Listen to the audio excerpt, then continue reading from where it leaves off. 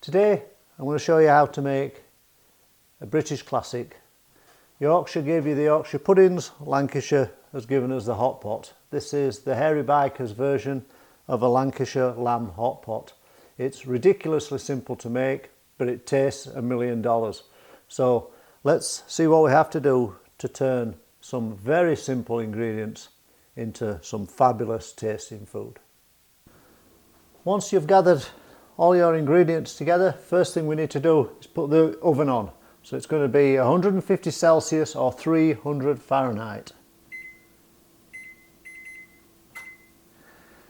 Then we take our lamb, we put a couple of tablespoons of oil in our frying pan, and we're going to fry the lamb until it's got some colour on there.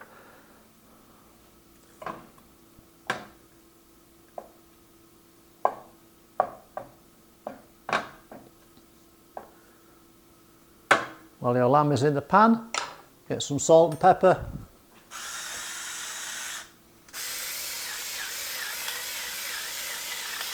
Give it a good season.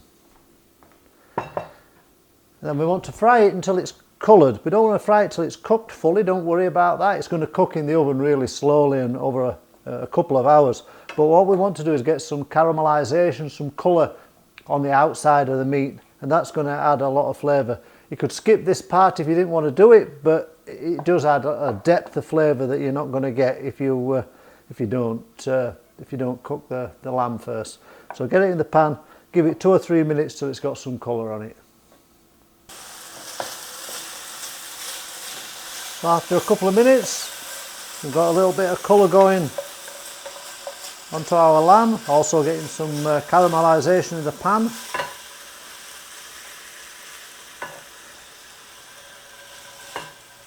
Add that to your casserole pot.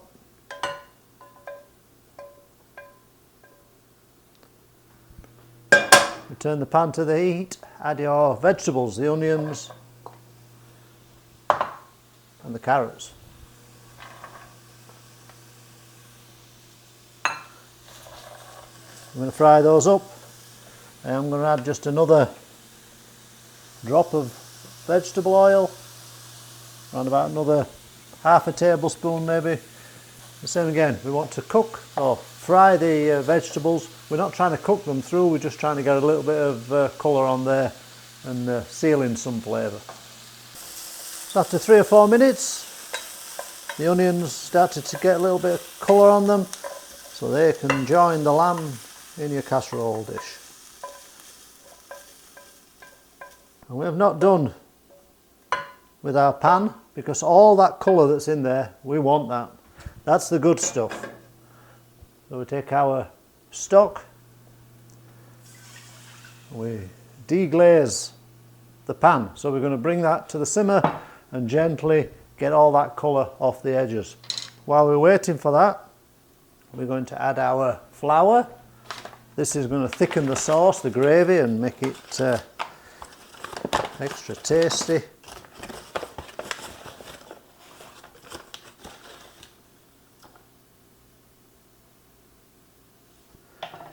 Take a fork and carefully combine that flour and your onions and your lamb. Give it a good mix. This is an important step. We want to make sure that the onions are distributed throughout and we've not got everything separated. We want everything to have a good mix. Next thing we need to do is add our thyme. If you're using dried thyme like I am, don't overdo it. Once it's dried, it's very powerful, so do follow the recipe. And the other dried ingredient should be rosemary, but my wife is allergic to rosemary, so I am adding some mint. You can't go wrong with lamb and mint, I don't think. And then your Worcestershire sauce.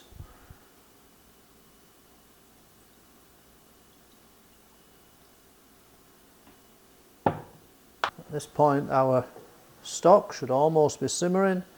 Gently get all that colour off of from your frying pan. And again, you've added some more dry ingredients, so we're going to give that a little mix again, just to make sure one last time that everything is evenly combined. When your stock has been brought to the boil, you've got as much of the colouring from the pan that you can.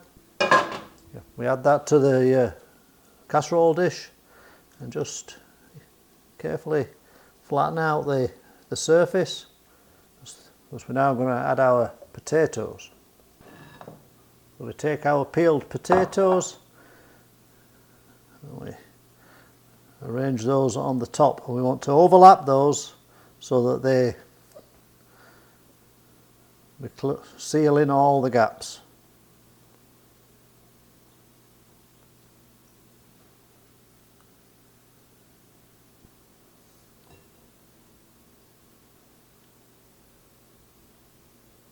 I think 2 layers is enough. I've got a couple of pieces of potato left, but it's not the end of the world.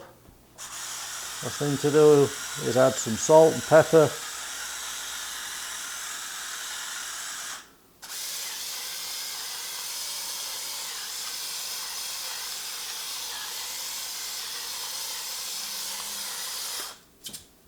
And the lid goes on, and that goes into the oven.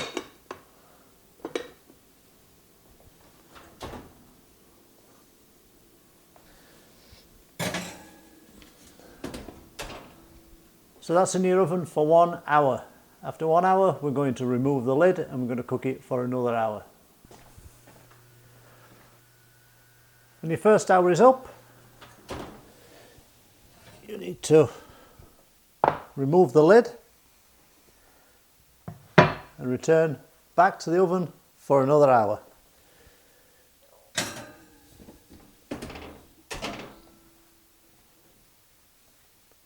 At which point the lamb and the vegetables and the potatoes should all be cooked and we're ready to serve.